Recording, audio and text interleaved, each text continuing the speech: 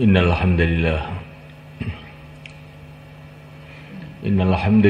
nasta'inuhu wa nastaghfiruh wa nu'minu bihi wa natawakkalu alayhi wa na'udzu bihi min shururi anfusina min sayyiati a'malina man yahdihillahu fala mudilla lahu wa man yudlil fala hadiya lahu أشهد أن لا إله إلا الله وحده لا شريك له وأشهد أن سيدنا ومولانا محمدا عبده ورسوله اللهم صل وسلم وبارك عليه وعلى آله وأصحابه والتابعين لهم إلى يوم القيامة أما بعد.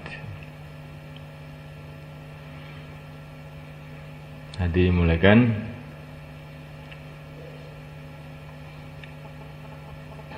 Usaha kita ini usaha untuk bagaimana iman kita ini naik, iman kita jadi kokoh, iman kita jadi istiqomah.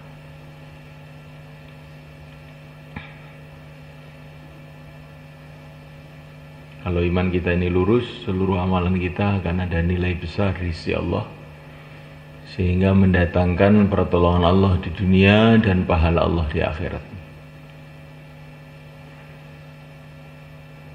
Kalau iman kita ini benar, maka di dunia kita akan senantiasa dibela oleh Allah. Di akhirat akan masuk surga Allah. Kalau iman itu benar, di dunia akan dimuliakan oleh Allah, di akhirat dimuliakan oleh Allah. Jadi iman ini azab yang sangat besar untuk kemuliaan dunia akhirat.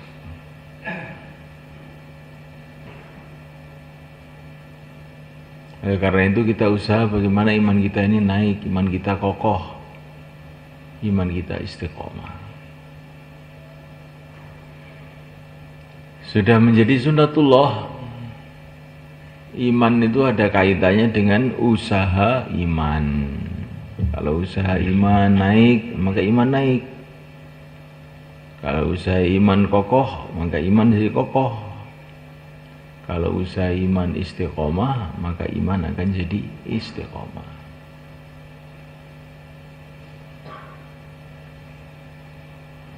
Usaha iman itu apa? Pertama kali dimulai dengan mudzakarah iman. Usaha pertama nih, mudzakarah iman. Senantiasa bicara rukun iman yang 6 itu. Ini harus dijadikan kerja terus-terusan sampai mati kita. Bicara mengenai rukun iman ini. Tidak cukup sekali, 2 kali, 3 kali, tidak. Kayak makan itu tidak cukup sekali, 2 kali. Selama masih hidup, masih makan, masih minum, masih bernafas. Begitu juga kalau iman kita ini ingin bertahan istiqomah, pembicaraan iman ini harus terus.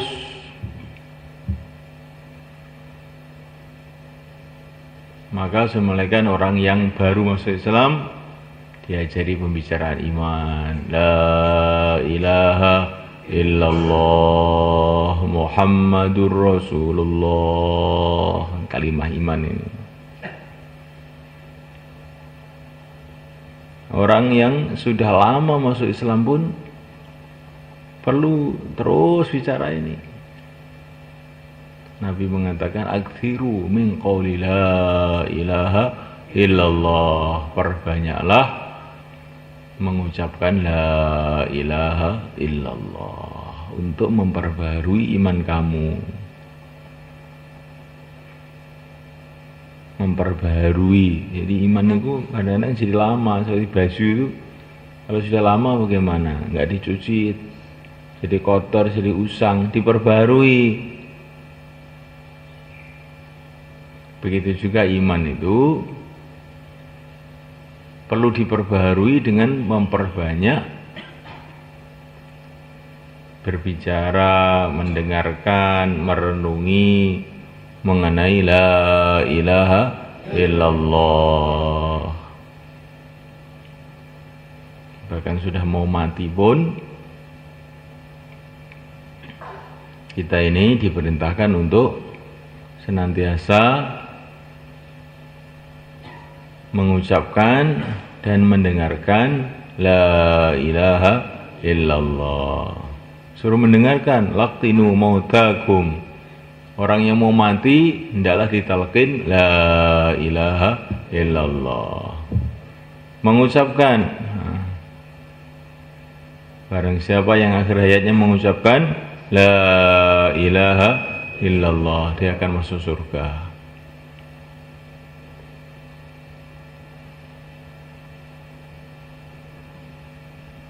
Maksudnya ini masuk surga dengan cara yang sangat istimewa. Semua orang Islam kalau dia ini hatinya ada keyakinan la ilaha illallah, walaupun waktu matinya itu diem aja ya masuk surga satu saat. Tapi kalau waktu mati ini mengucapkan la ilaha illallah, ini dia akan mendapatkan derajat yang istimewa. Itu maksudnya. Jangan kamu pahami orang kalau mati tidak mengucapkan kalimat itu terus ke neraka, bukan begitu, keliru itu pemahaman. Asalkan orang Islam satu saat akan ke surga.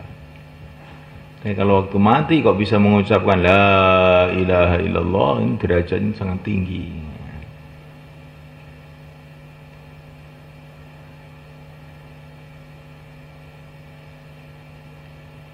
Jadi maknanya ini pembicaraan iman, berbicara mengenai la ilaha illallah ini terus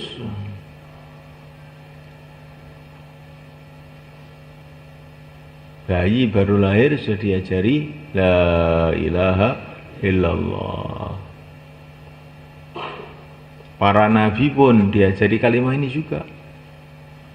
Fa'alam annahu la ilaha illallah. Yakinilah olehmu wahai Muhammad la ilaha illallah. Jadi ini bukan pelajaran ini saya sudah lama masuk Islam, masa diajari lagi? Nabi aja diajari ini.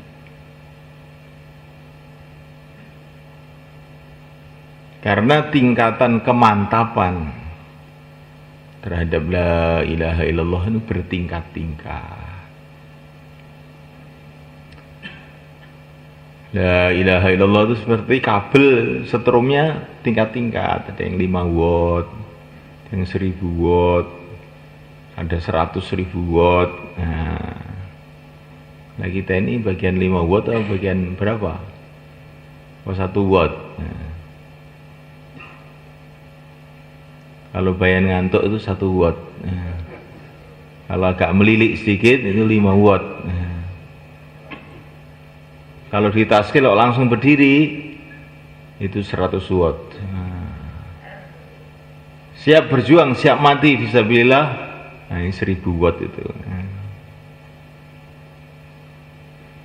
Nah, ini bukan orang lama, bukan orang baru.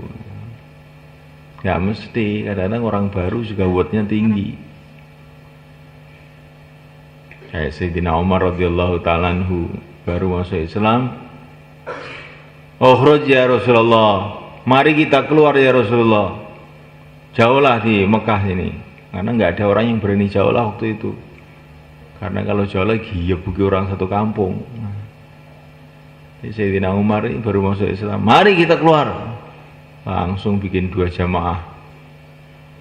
Satu jamaah dipimpin Sayyidina Umar, satu jamaah dipimpin oleh Hamzah radhiyallahu ta'ala anhuma, paman Nabi, putar di Mekah.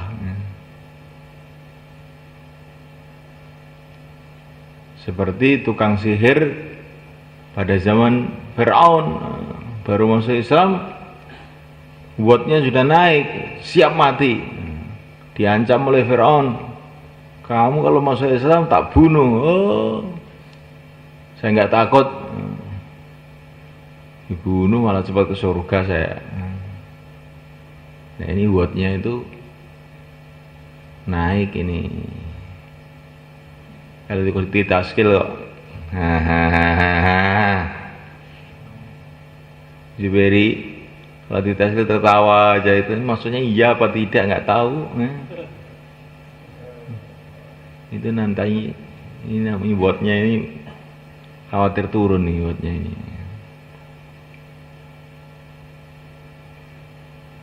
Maka ini kalimah ini kita bicarakan lagi dan lagi supaya mantapnya itu tambah. Mantapnya itu tambah. Diucapkan lagi dan lagi, dengarkan lagi dan lagi, direnungi lagi dan lagi.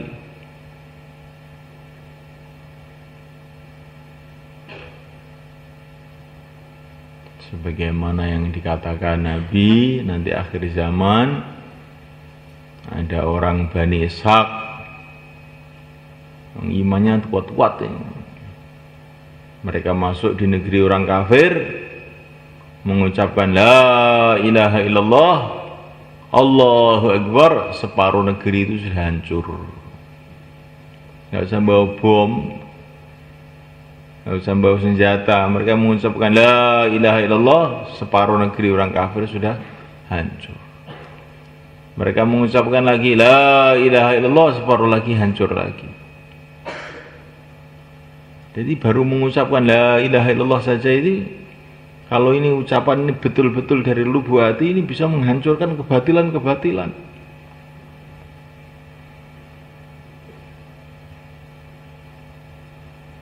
Maka kita ini lagi dan doa kepada Allah agar kalimah ini betul-betul mancep dalam hati, sehingga akan menghilangkan kebatilan yang ada dalam hati, menghilangkan kebatilan yang ada dalam keluarga kita,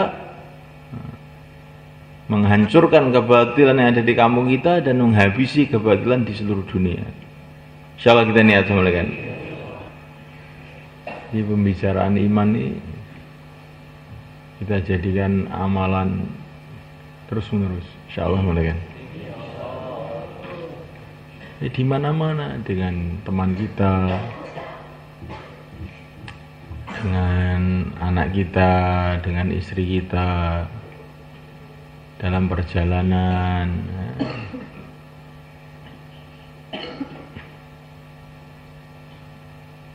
Pokoknya setiap kesempatan.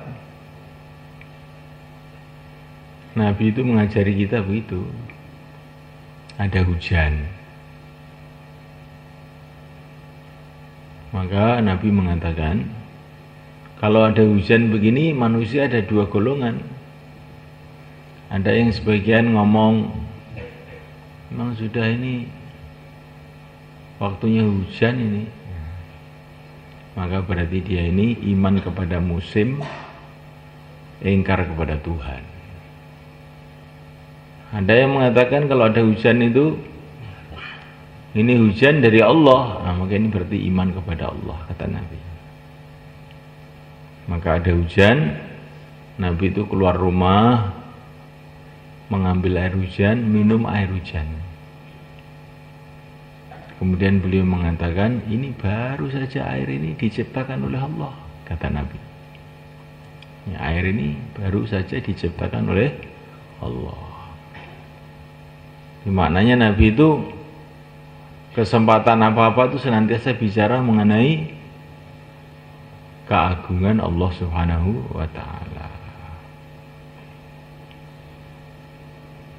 Ya, kita ini lihat daun hijau-hijau, ini baru saja diciptakan oleh Allah. Ini yang dihijaukan oleh Allah, ini dimerahkan oleh Allah, ini dikuningkan oleh Allah, ini dimaniskan oleh Allah. Semua karena kehendak Allah. Sebagaimana dalam Al-Quran, walaula id dakhalta jannataka qulta ma syaa Allah la quwwata illa billah. Kalau kamu masuk ladang kamu, hendaklah kamu mengucapkan Masya Allah. Semua berjalan terjadi dengan kehendak Allah. Masya Allah, semua terjadi dengan kehendak Allah. La quwwata illa billah, tidak ada kekuatan kecuali dengan pertolongan Allah. Ini kalau masuk ladang, lihat pohon, lihat rumput, lihat tandur, lihat orang macul, orang bluku, garu, matun. Masya Allah, la quwwata illa billah.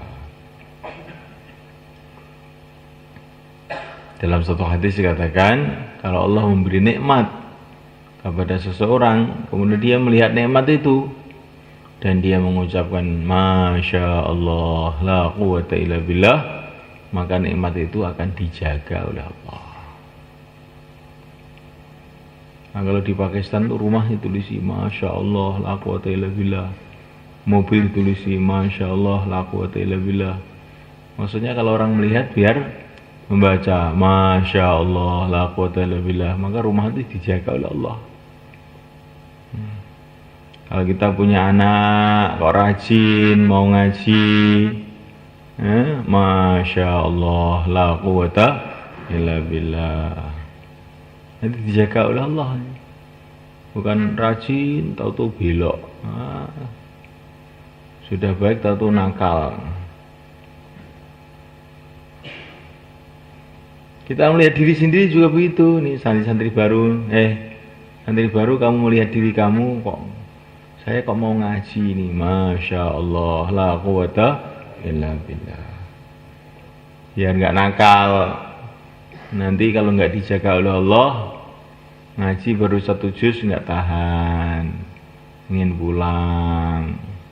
Akhirnya jadi satpam, yang mestinya jadi ulama, jadi satpam, karena tidak dijaga oleh Allah. Supaya dijaga, Masya Allah, la quwwata illa billah. Apa saja nikmat, ucapkan begitu. Kita punya rumah, kita punya anak. Kalau ketemu istrinya, Masya Allah, la quwwata illa billah. Tapi setelah khidmat ini, bukan sekarang. Kalau sekarang ini nggak boleh. Masya Allah, la quwwata illa billah. Dari istrinya itu jadi lurus, dijaga oleh Allah, tidak ngalor ngidul.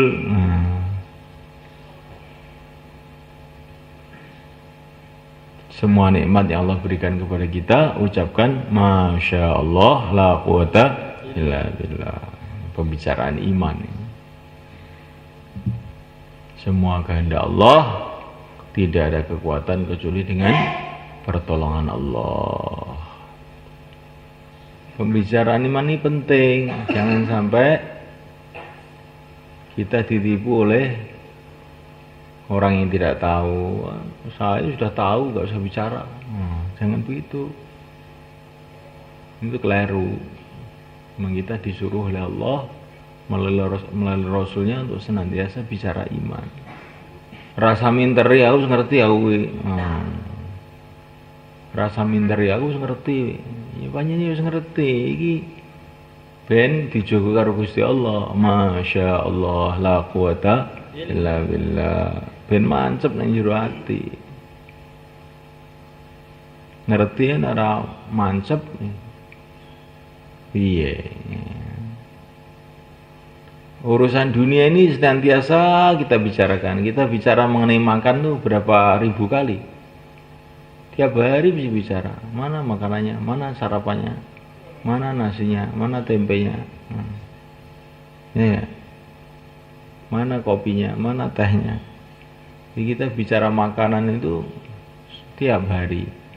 Mulai dari rakyat biasa sampai presiden, tiap hari mesti bicara makanan.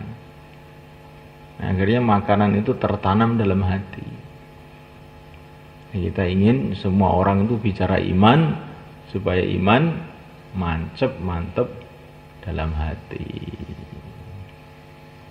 Apalagi kalau kita bicara iman dengan orang yang nggak mau, itu malah barokahnya tambah banyak itu. Bukan hanya dengan orang yang mau saja, dengan orang yang tidak mau itu. Termasuk orang yang ngantuk-ngantuk itu ajak bicara iman. Ini barokahnya tambah banyak. Itu ada mujahadah namanya.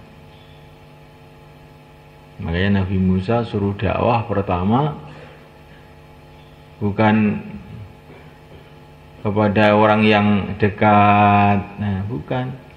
Nabi Musa itu dakwah pertama kepada Fir'aun, orang yang paling ganas di dunia. Kan aneh tadi. Tapi kalau Rasulullah bicara iman kepada orang yang paling dekat di dunia, ada istrinya. Kan enak lu bicara dengan istrinya. Mudah. Fir'aun, kalau Nabi Musa kepada Fir'aun, kenapa ini kok bisa begitu? Nabi kita juga bicara agama, mendakwahkan agama pada semua orang, pada raja-raja, semua orang kafir, orang yang memusuhi semua. Tapi awalnya itu pertama kepada Fir'aun, Nabi Musa. Tapi Nabi kita awalnya kepada Khadijah radhiyallahu ta'ala anha. Kenapa semalekan? Karena Nabi kita ini saking sayang sama kita. Nanti kalau dicontohi dakwah sama orang yang musuhi, mungkin kita nggak kuat. Maka Nabi kita itu saking sayang sama kita, mencontohi dakwah itu dakwah sama istrinya sendiri. Supaya kita ini mudah. Oh, nek ngono ya iso aku. Nah. Kalau kamu suruh dakwah sama Pak Lurah, seperti cuman Pak Lurah, Pak RT ini mikir-mikir. Pokoknya dakwah pada orang yang memusuhi tambah wedi. Maka dakwah pada istrinya sendiri. Nanti lama-lama imannya naik, bisa dakwah pada yang lain. Insyaallah kita niat semula kan. Kita bicara agama itu pada semua orang, yang mau, yang tidak mau. Maka kalau 2,5 jam itu jangan pilih-pilih. Wah, ini orang yang sudah senang, saya mau datang ke situ. Kelihatannya serem, saya nggak mau datang ke situ. Tidak. Semua kita datangi, semua kita ajak bicara agama. Yang mau, yang tidak mau, yang senang, yang tidak senang, ya baru iman kita nanti akan jadi naik. Akan jadi naik. Insyaallah kita niat semula kan. Dan di antara cara untuk meningkatkan iman, perbanyak mengamalkan sunnah Nabi. Ya, semua amalan yang ikut Nabi itu mendatangkan peningkatan iman. Makan ikut sunnah Nabi meningkatkan iman. Tidur juga begitu, ikut sunnah Nabi meningkatkan iman. Sholat, puasa, haji, apa saja yang ikut Nabi meningkatkan iman. Dan di antara cara untuk meningkatkan iman dengan sholat. Sholat ini kalau betul-betul kita kerjakan dengan sungguh-sungguh, iman akan naik. Menghadap pada Allah enggak naik gimana? Allah itu yang maha tahu, yang maha perkasa, yang maha kuasa, yang maha dermawan, yang maha pemurah, lagi maha pengasih. Orang kok menghadap pada Allah mesti akan dikasih hal-hal yang istimewa. Kita harus punya keyakinan begitu. Pokoknya saya sholat menghadap pada Allah, mesti Allah akan kasih hal-hal yang istimewa. Pasti iman kayak saya naik. Insyaallah kita niat semula kan. Dan di antara cara menaikkan iman, taklim. Taklim itu kalau sungguh-sungguh iman akan naik. Dan di antara cara untuk menaikkan iman, zikir. Zikir itu juga menaikkan iman. Wa yahdi ilaihi man anab alladzina amanu wa tatma'innu qulubuhum bi dzikrillah, ala bi dzikrillah tatma'innul qulub. Wa yahdi ilaihi man anab alladzina amanu wa tatma'innu qulubuhum. Jadi zikir ini mendatangkan hidayah. Bukan hanya mendatangkan hidayah saja, zikir ini akan mendatangkan kebaikan untuk orang yang di sekitarnya juga. Orang yang duduk bersama orang-orang zikir tidak akan celaka, kata Nabi. Zikir diperhatikan, insyaallah kan.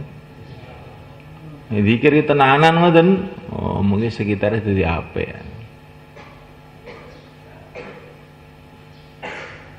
Contohnya niku wau sing kula critakne niku wau. Bagaimana 70.000 orang Bani Ishaq mengucapkan La ilaha illallah, separuh negara orang kafir hancur. Jadi kalimah-kalimah iman, zikir itu ada kekuatannya itu. Dan di antara cara untuk meningkatkan iman yaitu akhlak yang baik. Namanya Allah Ta'ala, akhlak yang baik itu meningkatkan iman.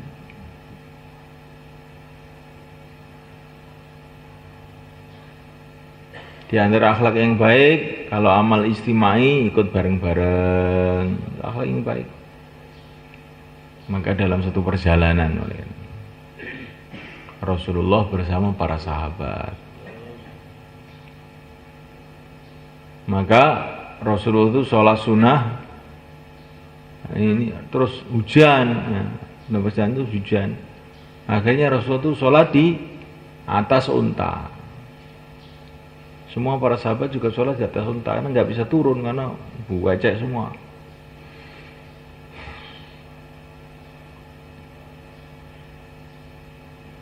Tapi ada orang rombongan ini yang kengejosen. Wah, sholat kok di atas unta. Maka dia turun sholat di bawah. Maka Nabi melihat orang itu nggak senang. Oh, temannya sholat di atas kok di bawah. Maka tiba-tiba orang tadi tidak lama kemudian imannya merosot, akhirnya meninggalkan agama. Ya, orang tidak menjaga amal istimai itu ya begitu. Orang tidak menjaga amal istimai, imannya merosot. Padahal dia melihat Nabi itu, tapi imannya karena tidak menjaga amal istimai. Ya, temannya taklim ke taklim. Nah, apa amal istimai kita jaga, itu akan menjaga iman kita. Itu bagian dari akhlak. Temannya dengar bayan kok tidur, itu akhlak apa bukan? Ya enggak akhlak. Temannya itu masih sama-sama keluar pulang duluan, ini namanya itu akhlaknya kurang. Kita harus menjaga akhlak kita. Temannya makan tewel, saya juga makan tewel. Insyaallah kita niat semuanya kan. Jadi akhlak itu juga akan menjaga iman dan meningkatkan iman juga. Di antara cara untuk menaikkan iman, mulaikan jaga amal masjid. Amal masjid ini semua adalah benteng-benteng iman. Jaga amal masjid itu. Kemudian mulaikan di antara cara untuk menjaga iman, menaikkan iman, keluar jalan Allah. Kita keluar jalan Allah, iman itu akan naik. Maka para sahabat dulu keluar di jalan Allah itu merupakan amalan permanen, sudah semua masyarakat begitu.